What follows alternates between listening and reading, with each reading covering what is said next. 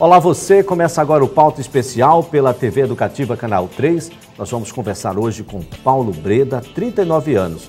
Dr. Paulo Breda é advogado, conselheiro federal da OAB, ele que vai assumir o Conselho Estadual de Segurança Pública. Já atuou no Conselho por 2 oportunidades, foi substituído, representando a Ordem dos Advogados do Brasil aqui em Alagoas, pelo Dr. Marcelo Brabo, também conselheiro federal da OAB. Doutor Paulo, muito obrigado por participar do nosso programa. É um prazer, Elias. Bom, doutor Paulo Breda, o senhor tem como frase, uma frase que ficou conhecida publicamente, do firme propósito de fazer do Conselho um elo entre a sociedade e as forças de segurança pública do Estado. Segurança pública é uma questão de todos? É uma questão de todos. E eu acho que esse é o grande segredo. Ninguém conseguiu resolver ainda o problema de segurança de Alagoas, porque, a exemplo do que acontece no Brasil inteiro, o problema político e eleitoral sempre influenciou muito nesses resultados. Não só na segurança, como em outros setores também. Deixar que a coisa fique ruim, não apontaram a solução para ter apenas um culpado pelo problema, não vai resolver esse problema nunca. A alternância política termina impedindo que se resolva esse problema. Temos que ser apolíticos, avesso a questões eleitorais para resolver o problema da segurança. Todos têm de sugerir alguma coisa. Afinal de contas, todos nós saímos nas ruas todos os dias. Todos estamos expostos, todos, em todas as classes sociais, de todas as categorias, em todas as profissões. Se todos passam a sugerir e contribuir com a solução, nós vamos ser cúmplices dessa solução e vamos vencer juntos o problema da segurança ou perder juntos. Mas é possível e é necessário que tentemos juntos um problema. E a sociedade quer contribuir. Grandes setores da sociedade, grande parte da sociedade quer contribuir, quer sugerir. E eu quero que o Conselho seja essa porta de entrada da sugestão, da crítica, para que nós possamos melhorar e fazer com que as forças de segurança entendam que é a sociedade querendo a solução, a sociedade que paga, que banca a conta do serviço público. Ela que quer a solução, ela que tem que dizer qual é a melhor solução. Bem, se todo mundo é cidadão em algum momento, vamos conhecer um pouco do cidadão Paulo Breda, quando o senhor não está na condição de advogado. Quem é Paulo Breda? Eu sou um homem de casa, da família, de minha mulher, de meus filhos, dos meus irmãos, de meus pais, e só. Muito pouco se vê o Paulo Breda por aí, de tomar um vinho de vez em quando, mas de muito pouca coisa. Já fui muito mais polivalente, e do esporte e de outras coisas, mas hoje o dia a dia tem me tirado disso também. Sou mais uma pessoa caseira e principalmente curtir os filhos. O senhor está se notabilizando por descascar certos abacaxis sociais. Já foi assim com a Comissão de Combate à Corrupção Eleitoral, em nível estadual. O senhor também presidiu essa mesma comissão no Conselho Federal da Ordem e agora assumirá o Conselho Estadual de Segurança. Quando é que o senhor decidiu assumir um órgão que tem uma série de problemas para enfrentar e problemas que não podem ser resolvidos tão e simplesmente por conta do próprio órgão, do próprio conselho? Elisa foi entrando nisso tudo muito por acaso, né? Eu sempre fui advogado profissional liberal e o culpado disso tudo é o Omar. O doutor Omar Coelho. Ele foi o grande culpado, que foi quem me fez o convite para ser tesoureiro da OAB, concorrer à tesouraria da OAB junto com o doutor Marcos, né? Lá em 2003, a eleição de 2003 da OAB. E depois que eu entrei na tesouraria da OAB, eu vi uma grande oportunidade na OAB de dar uma contribuição pública. Eu sempre tive marcado na minha família grandes nomes que se dedicaram ao serviço público, grandes nomes que tiveram uma dedicação à vida pública. Meu tio Djalma Breda, também tio Dilson Simões, Ismar Gato, e o meu avô, Ibigato Falcão, que teve uma pessoa de um espírito público gigantesco. Isso tudo sempre me influenciou muito. Sempre gostei disso tudo, mas sempre me afastei da vida pública por conta dos problemas eleitorais e daquilo, não entender que aquilo refletia a representação de ninguém. E vi na OAB essa porta de entrada para contribuir.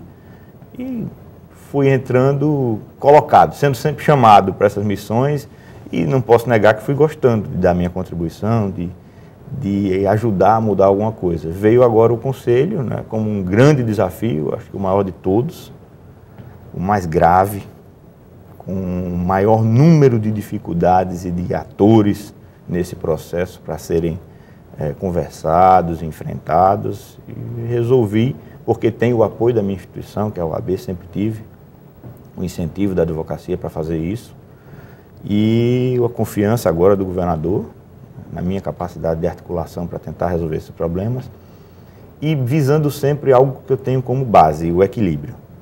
Eu não sou homem de extremos, eu busco sempre o equilíbrio, dentro da legalidade, Paulo, mas sempre querendo resolver as questões de forma equilibrada. O senhor esteve no comando estadual da comissão que trabalhava as questões de corrupção eleitoral aqui no Estado e foi, naturalmente, o presidente da comissão em nível nacional. O que o senhor encontrou aqui no Estado?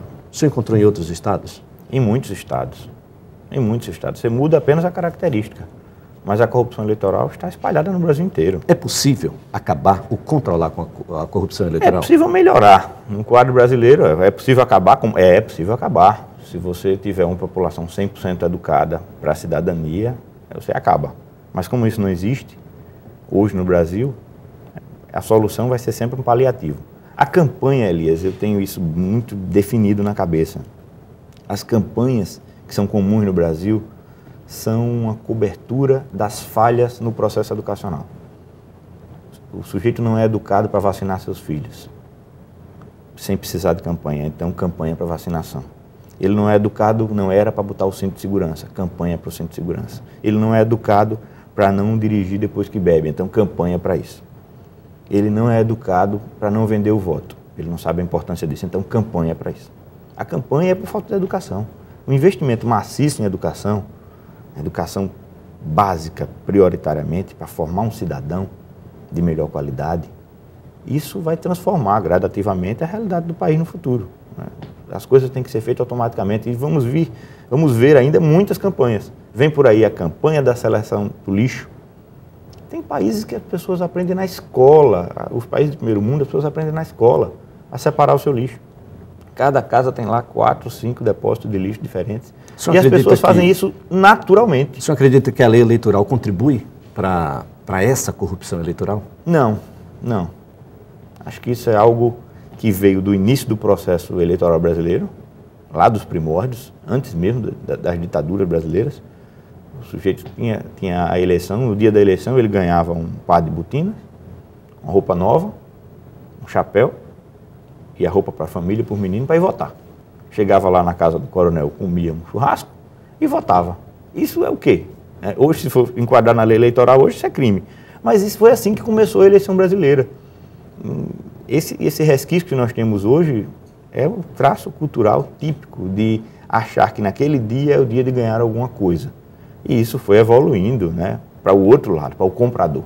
O comprador passou a usar a criatividade para manter seus mandatos, mesmo sem ter popularidade, sem ter liderança, sem ter ideias. Bom, os partidos têm uma contribuição significativa nessa corrupção? Tem, porque na verdade não são partidos políticos como deveriam ser. Não tem vinculação de ideias, de propostas. São bandeiras e legendas que abrigam pessoas. Hoje o nosso processo eleitoral é baseado em pessoas. Quando uma grande liderança sai de um partido e vai para outro, mais da metade dos integrantes do partido sai junto. Então, não tem regra partidária ideológica nenhuma, zero. A gente pode até ver em alguns casos, que é muito interessante, a legislação tentando controlar a fidelidade partidária onde não existe. E é possível, através da legislação, fazer isso. Mas eu acho que nós vamos dar um grande passo nesse sentido com as eleições em lista. As eleições em lista seriam uma ajuda na solução? É um grande passo para o fortalecimento dos partidos políticos. E ela só pode vir com o fortalecimento das regras internas partidárias. Um contrassenso, que pouca gente sabe. Qualquer discussão interna num partido político, de acordo com as regras partidárias, vai ser dirimida pela justiça comum.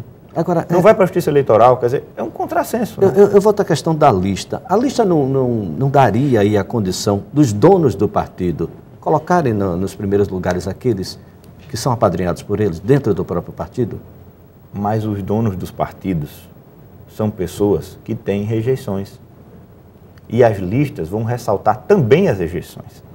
Na lista, a rejeição vai ter muito mais peso do que na proporcional de hoje, que não tem a lista. Hoje, você tem um candidato que tem um altíssimo nível de rejeição que consegue se eleger deputado. Por quê? Porque na comparação entre os outros candidatos daquela coligação, ele consegue, naquele curral, naquele seu reduto, um número de votos equilibrado para ficar ali à frente dos demais. Mas ele conta para chegar na frente com uma infinidade de votos que são votos independentes, votos que jamais iriam para ele. Se ele encabeçar uma lista, aquela lista não vai ter votos. A Comissão de Constituição e Justiça do Senado aprovou e vai a plenário a unificação das eleições. Vamos votar todos a cada 4 anos. É uma boa? Eu acho que é uma boa. É uma medida, inclusive, econômica. Gasta-se uma fortuna de 2 em 2 anos e mais.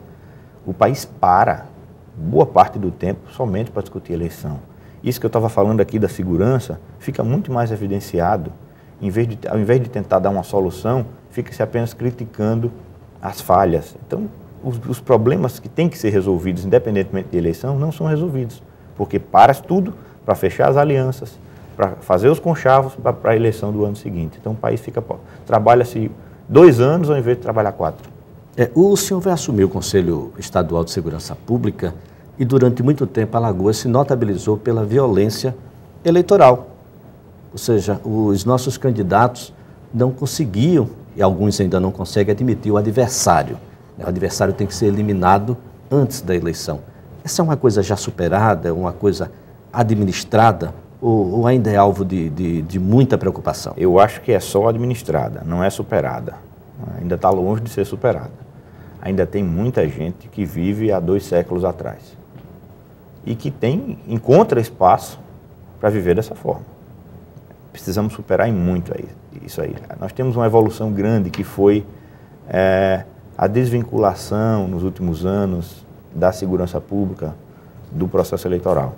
Pessoas que não participam do pleito eleitoral, nem integram partidos políticos, ocupando as cadeiras da segurança pública. Isso tem feito com que essa influência eleitoral da violência, da certeza da impunidade diminua muito. Realmente isso avançou em Alagoas, mas não está resolvido ainda não. Essa não é uma questão ainda com a solução.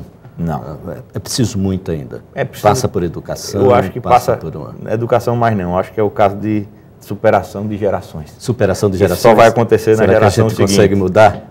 Talvez. Bem, a gente vai conversar isso daqui a pouquinho. Vamos ao intervalo comercial. Pauta especial, volta já já.